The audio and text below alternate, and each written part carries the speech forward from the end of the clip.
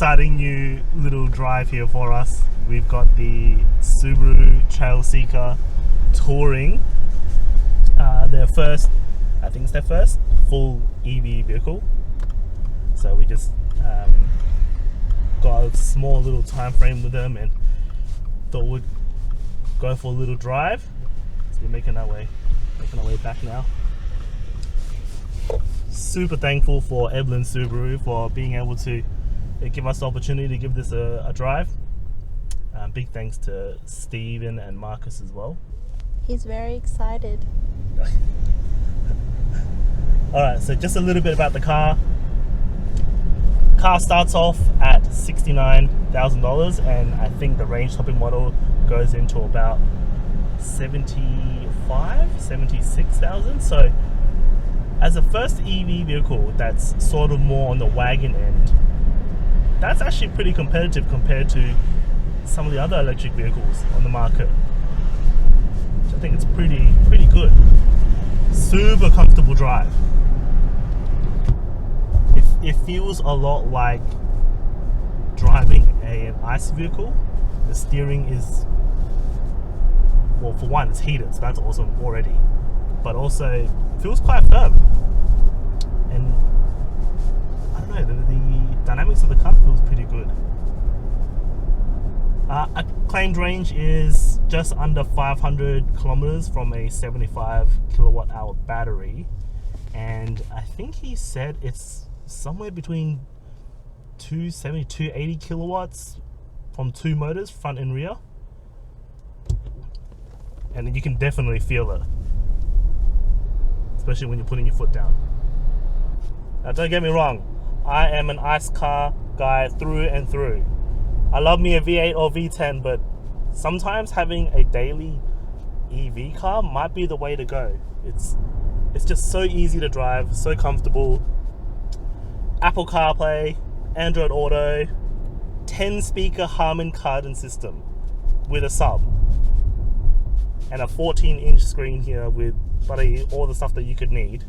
Can't forget the heated and ventilated seats. That's also a big plus. It's very nice. Yeah.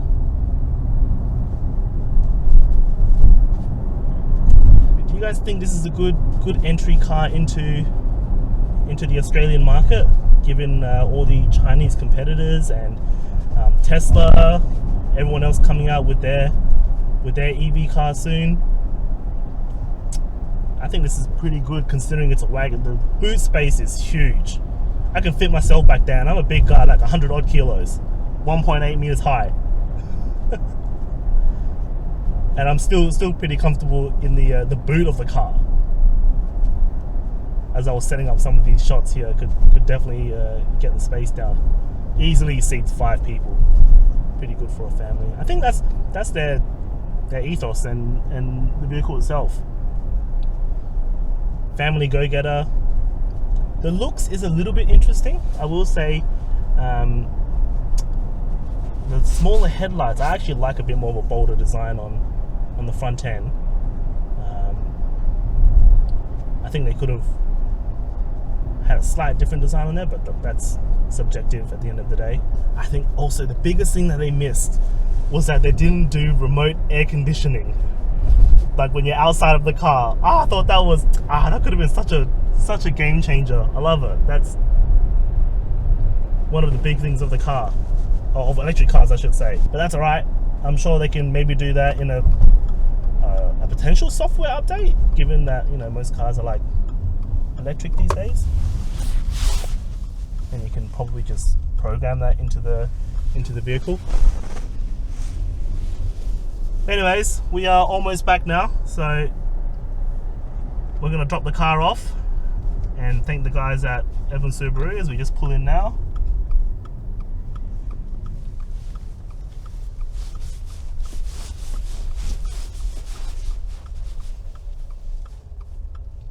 We will give you guys a final thought on the vehicle. I like it. Yeah, me too.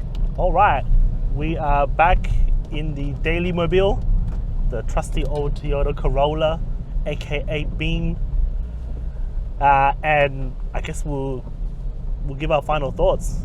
How was it for you? Comfortable? I like that it's silent and very spacious. And I don't know much about cars. I just like the heated seats. It's the reverse camera and The 360 camera that comes with it, and the big screen. the spaciousness of the car. Yeah. I think the boot space is something like 550 or 600 liters. I can't even remember what it was. I'll put it up on the screen somewhere. I think the heated steering wheel was pretty good. Oh yeah, that I thought that was pretty game changer. Can't say I've ever wanted a heated steering wheel until just then. and the back seats are also heated. Oh yeah, because you got to sit back there. Yeah. That was very nice. I think for 75 grand, like that's a lot of car to me. I guess a good thing to do would be to try out the some of the other competitors' cars at a lower price bracket and see what that's like. They're all similar prices these days for like an SUV. In like I the think they change, $70,000 range. but there are some that are like cheaper than that though. True. So If it's like not fully spec'd out. yeah. But I guess if we want an apples to apples comparison, it has to be a fully spec'd out one. Because that one was, I think he said it was 75, nearly 76,000 for the touring model. Just a disclaimer, everyone. I don't know what I'm talking about. Okay, I she's just like driving the car. she's along for the ride and to enjoy the process.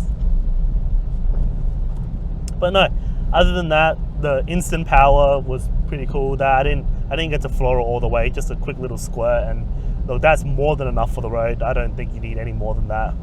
280 kilowatts is kind of wild for the average person. So I'd like to think they want to spend their time in eco mode to save battery. Infotainment was good. Speakers, that was as good as I thought it could be They for. have the speakers that he goes ham for. No, it's just more like recognizing that they're working with a good brand. And I'm all for it. It may add to the price, but that's okay. It's probably an extra couple of dollar dues, no worries. Overall, it's a pretty nice car. Would we get one?